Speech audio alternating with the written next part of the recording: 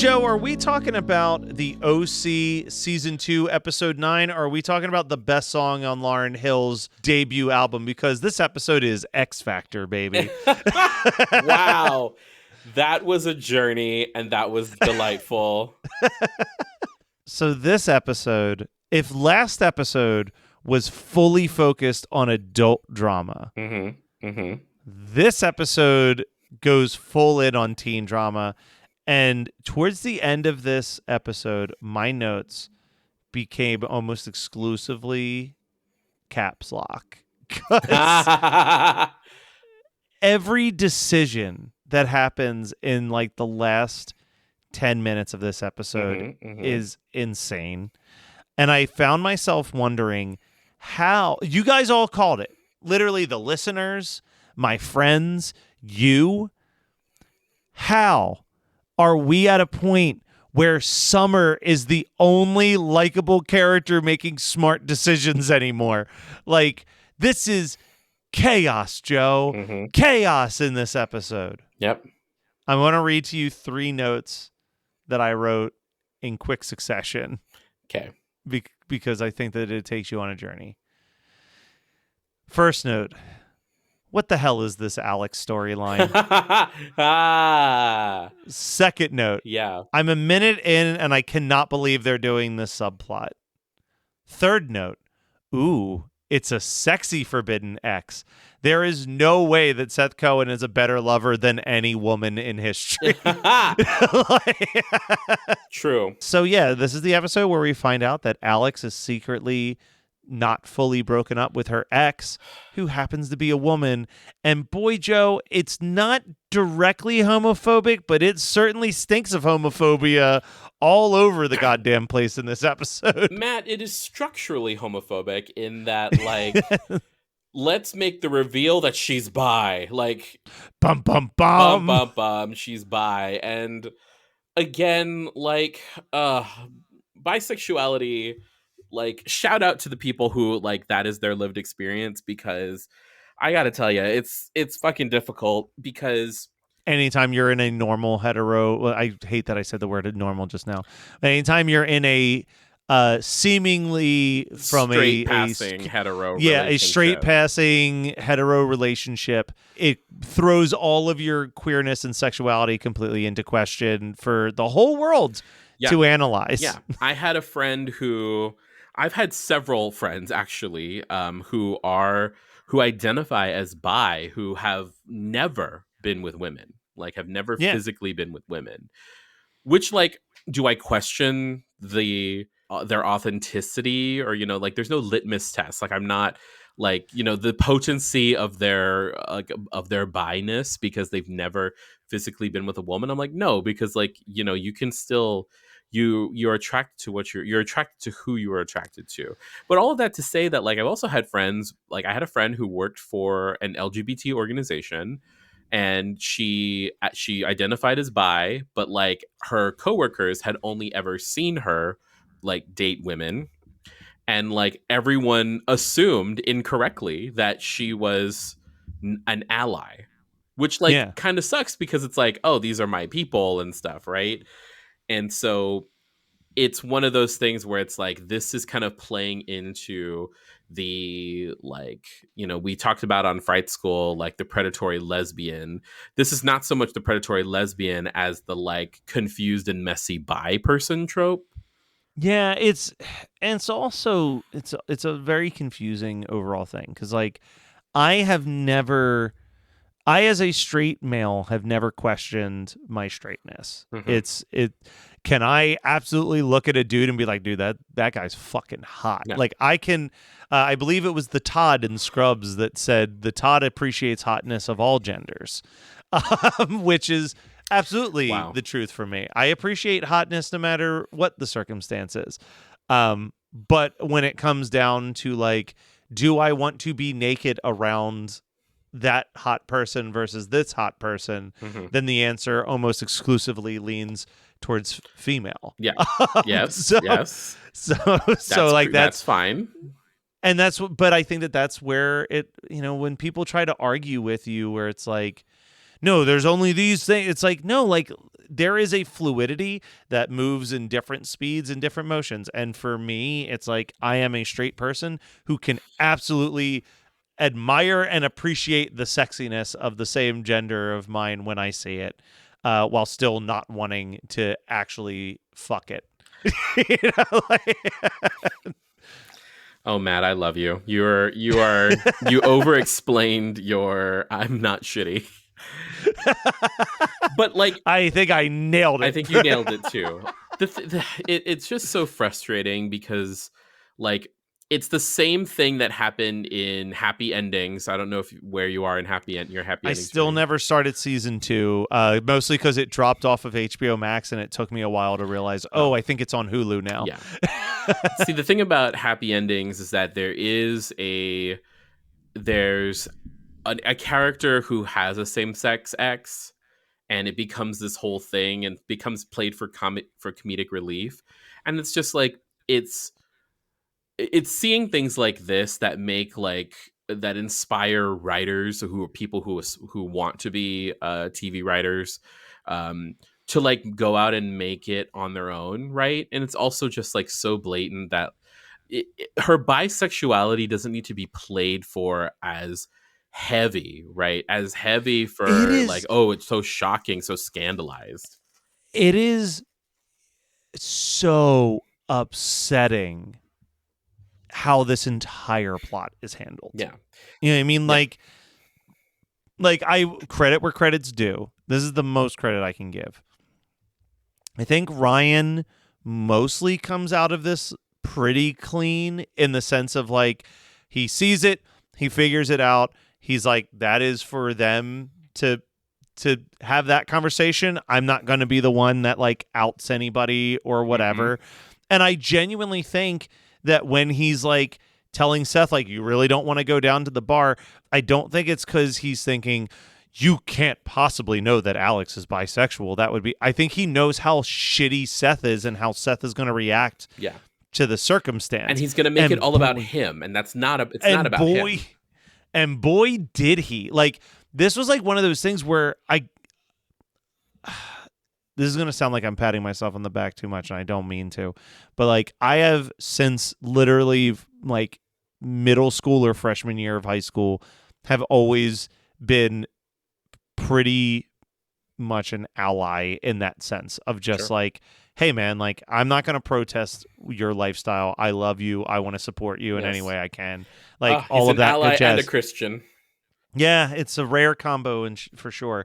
I can't even wrap my head around, like, why does it fucking matter? Why was it okay for her to be spending a couple days with her ex when it was a guy, but the fact that it's a girl is like, I've got to storm down there and prove my masculinity? Like, is this fucking Ken and Barbie now? Like, are you just like, oh, patriarchy, yay, rah, rah. Like, it is the most toxic shit that I think I've seen Seth Cohen do in a long line of some toxic ass behavior that we've seen in the past. And like, it's just like, it upsets me from a standpoint of like, I sincerely thought that Seth Cohen was like a nice guy when I first watched this series. It's going to be really fucking hard for me to be pro. Like, there's got to be some huge fucking strides and changes in the next couple seasons, or I'm going to be kind of just like, Seth Cohen's only a tiny bit better than Marissa Cooper in my eyes. Wow, like, you really said that. Yeah, it's how I feel right now. And don't keep in mind the first like 10, 15 episodes of this podcast, I was like, I am Seth Cohen. I don't want fucking shit to do with Seth Cohen right now. I don't want to be associated with him. Like, I want this episode really upset me, actually, in just a lot of ways, because I was like, what is this? Like, what is the end game? And like Zach, like, I want to like Zach. There are moments with Zach that I like so much, but like Zach freaking out that like Summer's just talking to another guy. Yeah. Like, there's just these moments that are just so stressful and frustrating. And the worst part is that I still wrote down that Seth Cohen had the best line in the episode, which is a pretty funny line where he calls together an emergency meeting of the comic book club, which has somehow doubled its numbers since we last saw it. Well, though they let middle schoolers in, right? Yeah.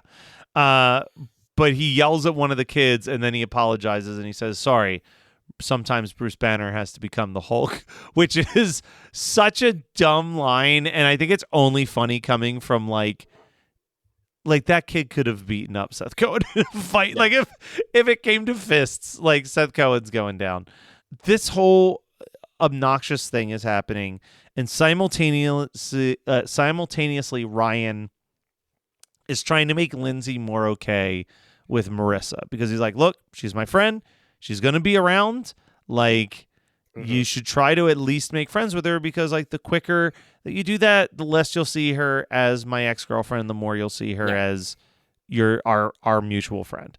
And they sit down for this, like, just not, I'll just say it was a not fun conversation about the food that Marissa and Summer eat without ever having to gain weight while Lindsay has to be on a low-carb diet. Yeah, that wasn't great to watch. I'm like, It was the opposite of what I watch TV for. It also made me feel a very specific way. And like you said, the way that they've treated Misha Barton behind the scenes, like, that's the thing, is that Misha Barton legit was hospitalized for her eating disorder. So, this isn't great. Even if it's like, haha, I'm in the joke, it's not great. Here's where I'm going to give another compliment. And I hinted at this last week. I love the consistency that Ryan is so bad at lying that he is just every question that's being asked of him after he sees Alex's girlfriend is to just not answer any questions or deflect to a different topic the second that there is an option to. Love the it. Joy on his face when Zach walks into the room and he's like, oh, salvation. Like it's like a literal elation that he can just walk away from the conversation and fix it. And I also think that the failure of Boys Night Out is really funny. When Boys Night Out becomes Boys Night In, when they're just like, yeah, we're going to go out and we're going to do all this stuff. And then it's like, or we could stay inside and watch movies. And it's like, let's stay inside and watch, because I have 1,000,000,000% been on the, we're making big plans. We're going to go out. We're going to rule the night. And then you get to the house and you're just like, I don't want to leave. Can we just sit on the couch and put on TV and shoot the shit instead? Yeah. I am the worst Boys Night Out boy. I won't even stay for full bachelor parties because at a certain point, I don't know, I go to bed at 10 o'clock most nights. Homeboy's not doing an all-nighter with a bunch of drunk people. That ain't happening. That's the least fun thing is to watch, not even take care of them, just to watch them and be in their presence is draining. Yeah. It is super, super stressful. Marissa. Speaking of drunks, Marissa. Yeah. Marissa, I'm actually going there. Marissa, Lindsay, and Summer go out to the bait shop with the plan of it being a sober night. Lindsay implies maybe we won't do the sobriety thing. And boy, does Marissa just have a flask at the ready that she just whips out. But Summer stays sober. Yeah. Another check mark in Summer being the most responsible person in this episode. It's unfathomable, but also at the same time, I think Lindsay had my favorite line of this episode, which is I drank as much as Marissa did. Yeah. Oh my God. They're just dunking on Marissa's alcoholism in snide ways. Another note that I am really proud of that I wrote down was Seth's doing a truly fantastic job explaining why Alex should be dating this woman instead. Just him showing up when the three of them show up at this bar and it is so rough. And Ryan, okay, so here's where the all caps locks come in. I'm just going to read these one after another. First one. Why is Ryan leaving a drunk girl next to the ocean? To go get food. To go get food. I'm like, Ryan, what are you doing? Thank God. I literally started to get so stressed out that I checked Wikipedia to see how many episodes the actress who played Lindsay was in, because I was like, I swear to God, if this girl gets killed off by drowning in the ocean because Ryan went to get fast food, like, I don't know if I'll be able to record an episode today. He's also like it's like you can the way he's being triggered is kind of beautiful in how how slowly they're pulling it off, where like he's like holding her and carrying her and she's becoming more and more unruly. He's saying all that shit about like the Don Atwood special, like his mother's drunk food, and how many times he's had to like, you know, take care of her when she like spilled in from a night out. Oh, I did write Ryan really has a thing for sloppy drunks. Like, but then I wrote in all caps, we kind of covered this already, but I wrote, why does any of this matter? This is wildly homophobic. I hate it so fucking much, which was tied to just like everything that was happening at that point with Seth and Alex. And then the last thing I wrote in all caps was, Ryan is dropping straight facts on Marissa, and I'm sure that this show is going to try to make Ryan out to be this bad, toxic guy when at the end of the day, Marissa needs to be put in her place and explained how her behavior is affecting everybody. like, and I swear if they try to turn this on Ryan, I'm going to be so upset because, like, you know what? Yeah, this girl almost fucking died. Drank way too goddamn much, and like, it's your fault, Marissa. Like, it's your fault. It's your fault that DJ left because you treated him poorly. Like, and still, like, you can top because he gave you $5,000 basically. Yeah, like, it's just like one of those things where when he turned around, he's like, look, if you want to ruin your life, that's fine, but stop trying to ruin everybody else's along with it. I'm like, that is a straight fact. Like, he is stating exactly what me, the audience viewer, has been thinking, where I'm like, I don't even care that you're shitty at this point. I'm upset that your shittiness is affecting everybody around you. Yep. Hallelujah. Hallelujah. Hi, friends. The world got you down. Don't be sad. Listen to $2 Late Fee with Zach and Dustin. $2 Late Fee is the podcast that celebrates the best decade of entertainment, the 1980s. We pick a movie and soundtrack from our youth that we loved and see if it holds up today. We also interview your favorite celebrities from that era.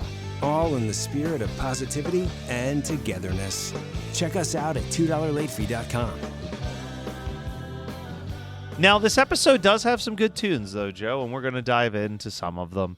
Let's see. So when Seth learns about the X, in the background, we're hearing Hardcore Days and Softcore Nights by Aqueduct. Good-ass name for a song. When Ryan meets the X, however, it's Girls Can Be Cruel by Infusion. When they show up at the club, the song Play by Flunk is playing. And then we get a trilogy of songs by The Thrills. Saturday Night, The Curse of Comfort, and Not for All the Love in the World. Joe, kind of slim pickings on this episode. But if you had to pull one, what would be your song of the episode? When Ryan meets the X. Okay. The Girls Can Be Cruel by Infusion song. Yes, because it's the only one I really remember, and I know we had a full band. We had a 3-song performance by a band. So I actually enjoyed seeing The Thrills because I am aware of The Thrills. I actually own the album that all three of these songs... I'm sure you do. Yeah, Let's Bottle Bohemia was the album that they released in September of 2004 and promoted on the OC. And I went with Saturday Night, the first song that they played. It's probably the most upbeat of the 3 songs that they played. If you like a very specific type of post-Garden State indie rock, then check out The Thrills. I love that, post-Garden State. So, Joe, what are some things that you have indulged in that you want to talk about? And once again, just reminding everybody that we stand strong with SAG and the WGA, and that even if we do perhaps promote a movie or TV show that we've been watching, that we believe that the studios have more than enough money to pay everybody fairly, and that AI should not have anything to do with the writing or acting process in filmmaking. Yes. And again, folks, like, you can go out and watch. In fact, you should go out and watch. And every time you review it, say that these fuckers are, they're the reason why we're going to be like, some of our favorite TV shows are going to die in the next year. If they're not already dead, things that were going to be amazing, that were supposed to be in production, that gives representation, like all of that is out of the way right now on hold. So anyway, all of that to say is that I'm going to talk about I was going to talk about another book, but I'm actually going to talk about a movie because I saw it twice. Okay. And Joshua doesn't listen, so he'll never hear me talk about this. No, he'll never know that I talked about this on our podcast before Fright School. Talk to Me. Okay, I have not seen it yet, but I will also be talking about a horror movie, so this is exciting. Awesome. I saw Talk to Me, and I saw it twice. I was recently on Guam for 2-3 weeks, and I went and I was like, I need to go see Talk to Me. I saw it was playing. I went to the one movie theater that has like better seats, like the armrest move. And I walked into the theater and I was one of 2 people in a matinee screening for Talk to Me. And about 15 minutes in, the other guy couldn't hack it. And then I was alone watching a movie about a haunting. Love it. And it was the first time seeing it, it was delightful. I saw it a second time, and the second time was pretty wild because originally me and my friend I was with, we were gonna watch Oppenheimer in the 70 millimeter, but when we got there, the ticket taker was like, "Yeah, so the AC in this theater is out." So, ooh, they sound of freedomed you. Yeah, so it's like the AC in this movie theater is out, so you're welcome to get a refund, or you can stay and watch it. And it's like a 3-hour movie with no AC. With no AC. That's about like being on fire because it's about the fucking atomic bomb. Like, no, thank you. Yeah. So my friend, who's also a horror fan, hadn't seen Talk to Me, and I was like, I'll watch that again if you really want to watch a movie. He didn't like it because he figured out what was going on like half an hour in. I still loved it. I made the bold claim that it was on par with Hereditary, and he could not abide that. All right. Well, I'll have to check it out and see if where I fall on that. Joe, I want to talk about a movie that I don't even know if I liked, but I haven't stopped thinking about it. Okay. So it did something to me. All right. Skinamarink. No, have you seen the movie Climax from 2018? Oh, is that the one with the dancing? Yes. No, I've not seen the movie Climax, but it also looks stupid. Like, so here's the thing. I did not enjoy my view of Climax. I would recommend the movie, though, if you are a die-hard film nerd.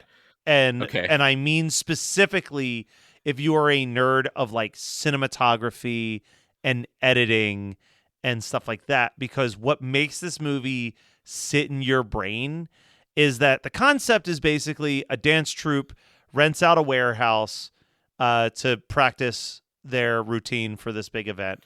And once they feel like they've successfully finished the routine and that they've got it nailed down, they're going to party in the warehouse for the night and then leave and go do their show. But somebody has spiked the punch with LSD. Yep. And they are all on a very bad trip. They're on a group hallucination. They're on a group hallucination. What is incredible about the movie, and I do stress the word incredible, the last 42 minutes is one continuous moving tracking shot. Interesting. As you follow one person's trip walking through the chaos of everybody else's trip. Interesting. You are like, it achieves exactly what it wants to do, where you feel trapped in this warehouse with these people without the cuts and without the camera tricks and anything. You're just like visually seeing awful things happen as the hallucinations get worse and worse and people begin like attacking each other or like killing each other and it gets violent, you really do feel like the anxiety of being trapped in that situation because it's so unflinching. It's from the director of Irreversible, which is another movie that I don't feel comfortable watching and don't ever want to revisit. Yep. And I'll never revisit Climax. So this is a very gentle recommendation at best. But if you are, like I said, someone who really loves like unique cinematography, unique editing, and like, I mean, this is like super non-linear storytelling. I believe that there was no script, that it was like fully improvised up until the LSD trip, and it feels that way. But if you're into that nerdy shit, check out Climax. Yeah. Otherwise, live a happy life. Don't you don't need to see this. You don't need to see, like, it's not a movie that's going to change your life. It's not the Barbie movie. It's not. No, I mean, yes, see Barbie 8 times before you see Climax, because Barbie will change your life. Yes, but Barbie changed my life. All right, well, Joe, we've gotten through another day in Newport Beach. I don't think we're any better as human beings because of it, but no. we did do it, and we'll do it again. Wait, we didn't talk about the spark at the end. Oh, yes. Talk about the spark. Very quickly, there's a spark of bisexuality. Again, we're not done with it yet, y'all. Oh, with Alex and Marissa Yes. on the couch together. Yes, okay. I forgot about that spark. Yeah, we did see a spark of a little bit of something. And you know what? I like Alex and everything. Bad call. You could do better. You could do better than Marissa Cooper. Come on now. You could definitely do better than Seth Cohen, but you could still do better than Marissa Cooper. Well, Summer's probably going to be single soon. Go for her. no accounting for taste. No, not at all. But we will find out what happens next week on White People Problems.